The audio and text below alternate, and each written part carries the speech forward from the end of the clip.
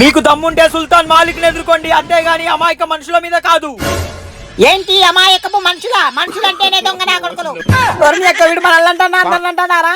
ఆ సుల్తాన్ మాలిక్ ని దించడానికి మూల కారణం వీడే, ముందు వీ సంగతి చెప్పాలి.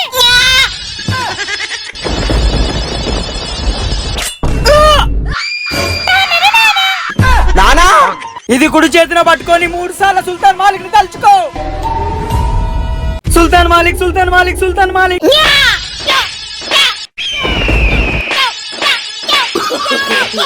సుల్తాన్, సుల్తాన్ మాలిక్.